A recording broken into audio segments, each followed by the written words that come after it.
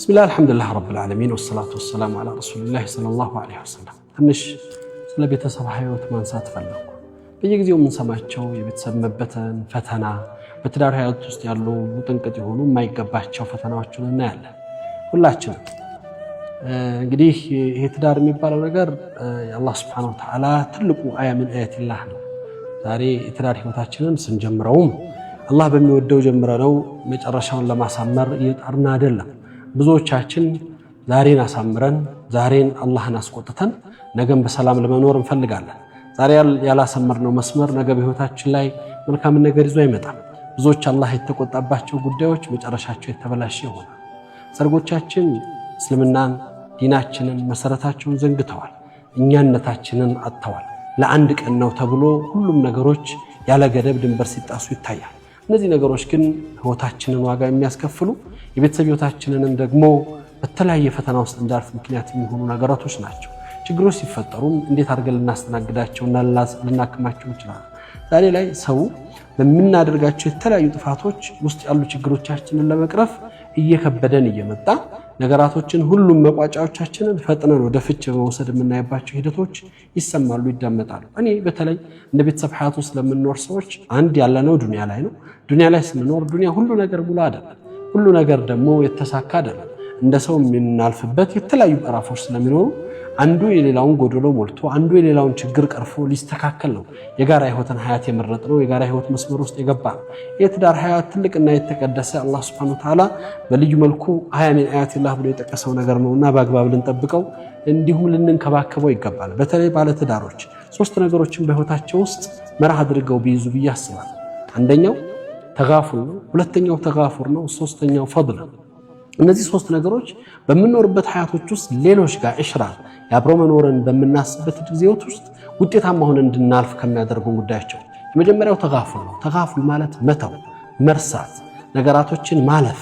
ብዙ ጊዜ የምንቸገረው እያንዳንዱ ነገር ላይ ፍጥጫ ውስጥ የምንገባበት እያንዳንዱ ጉዳይ ለጠመንስ የሚሆንበት ነው። አንዱ መተውን በመዘንጋቱ ወንዱ ከሴቷ ጋር መተው ባለመቻሉ ሴቷ ወንዱን የሚያደርጋቸውን ነገሮች ሁሉ በመከታተልና በማየት ሁሉን ነገር ላይ በመቆሟ የሚፈጠር ተጋፉሉ ይጠፋና መተው ማለፊት ይጠፋና ሁሉም ነገራቶች ለመጣያ ለችግር ምክንያቶች ይሆናሉ። ተጋፉል በህይወታችን ውስጥ ስኬት እንዲኖር ትዳራችን እንዲጠበቅ ከሚያደርጉ አንዱና ወሳኝ ነገር ነው። ሁለተኛው ተጋፉር ይቅር ማለት አላህ ይቅር ባዮችን ይወዳልና ይቅር በሉ ነው። ማለፍ፣ መተው፣ መርሳት አንዳንድ ጊዜም ከዛም አልፈን ደግሞ የጠፉ ጥፋቶችን ይቅር ማለት። ምክንያቱም ሰዎች ነን፣ ሁላችንም ብፁዕ አይደለንም፣ ቅዱሳኖች አይደለንም፣ ነቢያቶች አይደለንም፣ ማዕሱሞች አይደለንም። እንደ ሰው እናጠፋለን፣ እንስታለን፣ መስመር እናልፋለን። ያ ችግር ሲፈጠር ነብዩ መሐመድ ሰለላሁ ዐለይሂ ወሰለም እናታችን አይሻ ጋር በተፈጠረው ችግር ላይ ኢምቲሃን በተደረጉበትና በተጠረጠሩበት ፈተና ውስጥ ወደ አላህ ተመለሽ ጉዳዩ ተፈጽሞ ከምናምን ነበር ያሉት። ችግሮች አይኖሩም ማለት አይደለም፣ ሊፈጠሩ ይችላሉ፣ እንደ ሰውነታችን ይከሰታል። ይቅር ማለትን መልመዳችን ብዙ ነገሮችን ያክማል። እነዚህ ይቅርታዎች የተሰበሩ ልቦችን ይጠግናሉ። በሶስተኛ ደረጃ ፈድል ነው። ወላ ተንሰው الفضل بينكم من القرآن ላይ በህይወታችን ውስጥ ስንኗኗር አንዱ ለሌላው ያለው መልካም ነገር አለ። በህይወት ውስጥ አንዱ ለሌላው ያበረከተው የሰጠው ማንነት አለ። ያንን ማንነት መርሳት መቻል ነው ዋጋ የሚያስከፍል። መልካም ነገሮችን ሁሉ ጊዜ እናስባቸው። ብዙ ነገሮችን ይሸፍናሉ፣ ብዙ ነገሮችን ያክማሉ። ብዙ መልካም ነገሮች በህይወታችን ትንሽ ስህተቶችን ቆጥረን ነው ብዙ እየተጎዳን ያለ ነው።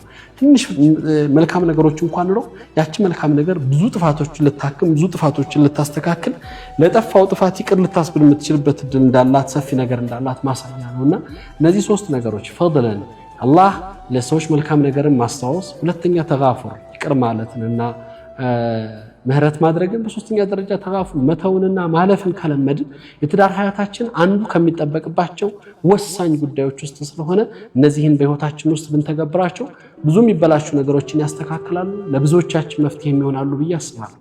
አላህ Subhanahu Wa Ta'ala የተሰጣቸውን ኒዕማና ጸጋ በአግባብ ከሚጠብቁት ሰዎች አላህ ያድርገን። ወቢላሂ ተውፊቅ። ወሰላሙ አለይኩም ወራህመቱላሂ ወበረካቱሁ።